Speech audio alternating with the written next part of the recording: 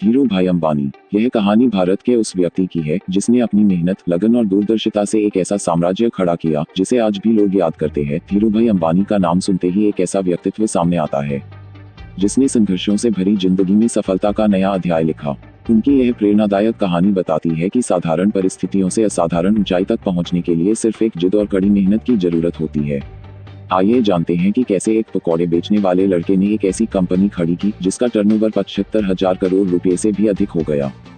28 दिसंबर 1932 को गुजरात के चोरवाड़ गांव में जन्मे धीरूभाई अंबानी एक साधारण शिक्षक के बेटे थे। उनका परिवार मध्यम वर्गीय था, जहां आर्थिक स्थिति काफी सीमित थी। उनके पिता हीराचंद अंबानी गांव के स्कूल में शिक्षक थे। धीरूभाई के परिवार में 5 बच्चे थे और सीमित संसाधनों के बावजूद उनके माता पिता ने बच्चों को अच्छी परवरिश देने की हर संभव कोशिश की। चोरवाड़ एक छोटा सा गांव था जहां संसाधनों की कमी थी, लेकिन धीरूभाई ने अपनी जिंदगी के शुरुआती दिनों में ही बड़े सपने देखने शुरू कर दिए थे। गांव के साधारण माहौल में पलने वाले इस बालक को शायद ही किसी ने उस समय पहचाना होगा, जो आगे चलकर भारतीय उद्योग का सबसे बड़ा नाम बनेगा। धीरूभाई का मन बचपन से ही पढ़ाई में नहीं लगता था। उनका ध्यान किताबों से ज्यादा अपने आसपास की चीजों पर रहता था। वे हमेशा कुछ नया सोचने और करने की कोशिश करते। पढ़ाई को लेकर उनके पिता अक्सर डांटते, लेकिन वह कभी डरे नहीं। पढ़ाई के प्रति उनकी रुचि भले ही कम थी, लेकिन सीखने की ललक उनमें बचपन से थी। वे अपने दोस्तों और पड़ोसियों से अक्सर व्यवसाय और धन कमाने के तरीकों के बारे में चर्चा करते। हालांकि उनके माता पिता को इस बात का अफसोस था कि उनका बेटा पढ़ाई में उतना अच्छा नहीं है, लेकिन धीरूभाई की सोच और काम की लगन ने उनके भविष्य की नींव पहले ही तैयार कर दी थी। 5 बच्चों का भरण पोषण और एक शिक्षक की सीमित तनख्वाह ने परिवार को हमेशा आर्थिक संकट में रखा। कई बार तो स्थिति इतनी खराब हो जाती थी कि घर में दिन भर केवल रोटी और अचार से ही काम चलाना पड़ता। धीरूभाई ने बचपन में ही अपने माता पिता को संघर्ष करते देखा। इसने उनके भीतर यह भावना पैदा की कि अगर कुछ बड़ा करना है तो खुद ही रास्ता बनाना होगा। उन्होंने बहुत जल्दी यह सीख लिया कि मेहनत और समझदारी से आर्थिक समस्याओं को सुलझाया जा सकता है। धीरूभाई का पहला व्यवसाय मंदिर मेले में शुरू हुआ। गांव के वार्षिक मेले में उन्होंने श्रद्धालुओं को पकौड़े बेचने का विचार किया। उन्होंने अपनी बचत से सामान खरीदा और पकौड़े बनाकर बेचना शुरू किया। मेले के दौरान उनका व्यवसाय काफी अच्छा चला और उन्होंने इस काम से मुनाफा कमाया। हालांकि मेले के खत्म होते ही यह काम रुक गया, लेकिन इस छोटे से प्रयास ने उन्हें सिखाया कि व्यवसाय में छोटी शुरुआत भी बड़ी सीख दे सकती है। इस अनुभव ने उनके अंदर आत्मविश्वास भर दिया और आगे के बड़े सपनों की नींव रखी। 1950 में जब धीरूभाई सिर्फ 17 साल के थे, उन्होंने अपने बड़े भाई रमनीकलाल के कहने पर यमन जाने का फैसला किया। उस समय भारत में रोजगार के सीमित अवसर थे और यमन एक ऐसा स्थान था जहां काम मिलने की संभावनाएं ज्यादा थीं। यमन पहुंचकर उन्होंने एक पेट्रोल पंप पर 300 रुपये महीने की नौकरी शुरू की। धीरूभाई ने अपने काम को न केवल एक नौकरी के रूप में देखा, बल्कि इसे एक अवसर के रूप में लिया। उन्होंने जल्दी ही काम की हर बारीकी सीख ली और खुद को साबित किया। धीरूभाई की मेहनत और ईमानदारी ने उनके वरिष्ठ अधिकारियों को प्रभावित किया। उन्होंने धीरूभाई को पेट्रोल पंप का मैनेजर बना दिया। यहाँ से उनकी जिम्मेदारियां बढ़ी, लेकिन उन्होंने हर चुनौती को अवसर में बदला। इस दौरान उन्होंने न केवल अपने काम पर ध्यान दिया, बल्कि व्यापार के सिद्धांतों को भी समझा। उन्हें एहसास हुआ कि धन कमाने के लिए सही योजना और सही समय पर निर्णय लेना कितना महत्वपूर्ण है। यमन में रहते हुए धीरूभाई ने अपनी पहली बड़ी योजना पर काम किया। उन्होंने देखा कि यमन में इस्तेमाल हो रहे चांदी के सिक्कों की धातु की कीमत उनकी मौद्रिक कीमत से ज्यादा है। उन्होंने इस मौके का लाभ उठाते हुए चांदी के सिक्कों को पिघलाकर बेचना शुरू किया। इस योजना ने उन्हें अच्छा मुनाफा दिलाया। हालांकि यह काम लंबे समय तक नहीं चल सका, क्योंकि सरकार ने इस पर रोक लगा दी।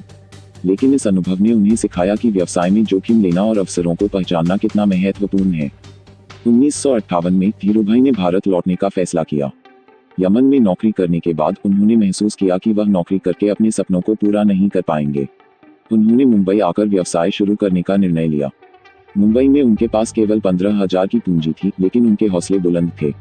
उन्होंने रिलायंस कमर्शियल कॉरपोरेशन की शुरुआत की, जो पॉलिएस्टर और मसालों के व्यापार से जुड़ा था। 1966 में उन्होंने टेक्सटाइल उद्योग में कदम रखा।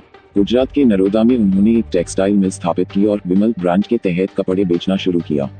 विमल उनके भतीजे का नाम था। इस ब्रांड ने गुणवत्ता और विश्वसनीयता के दम पर भारतीय बाजार में तेजी से पहचान बनाई। लोग विमल के कपड़ों को पसंद करने लगे और यह ब्रांड हर घर का नाम बन गया। धीरूभाई ने हमेशा अपने उत्पाद की गुणवत्ता पर जोर दिया। उनका मानना था कि यदि आप ग्राहकों को अच्छा उत्पाद देंगे तो वे बार बार आपके पास आएंगे। इस सोच ने विमल को बाजार में एक अलग पहचान दिलाई। धीरूभाई अंबानी के जीवन में चुनौतियों की कोई कमी नहीं थी। बड़े व्यापारियों और सरकारी अधिकारियों ने उनके खिलाफ कई साजिशें रची। उनकी मिलों पर छापेमारी की गई और कई बार उन्हें कानूनी लड़ाई लड़नी पड़ी। लेकिन धीरूभाई ने कभी हार नहीं मानी। उनकी सबसे बड़ी ताकत थी उनकी सूझबूझ और धैर्य। हर समस्या को उन्होंने अपने अनुभव और दूरदर्शिता से सुलझाया। उन्होंने सीखा कि बड़े सपनों को पूरा करने के लिए संघर्ष और मुश्किलों को सहर्ष स्वीकार करना पड़ता है। 1977 में धीरूभाई ने रिलायंस का पहला आईपीओ इनिशियल पब्लिक ऑफरिंग बाजार में लाने का फैसला किया। यह भारतीय व्यापार के इतिहास में एक क्रांतिकारी कदम था। उन्होंने अपने निवेशकों से वादा किया कि वे उनकी मेहनत और व्यापारिक समझ पर भरोसा करें। उनका यह कदम बेहद सफल रहा। लाखों छोटे निवेशकों ने रिलायंस के शेयर खरीदे और यह कंपनी जल्दी ही आम जनता की पसंद बन गई। इस सफलता ने धीरूभाई को जनता का बिजनेसमैन बना दिया। 1996 में धीरूभाई ने टेलीकॉम सेक्टर में कदम रखा। उन्होंने देखा कि भारत में संचार सुविधाओं की बहुत कमी है और इसे सुधारने की बड़ी संभावनाएं हैं।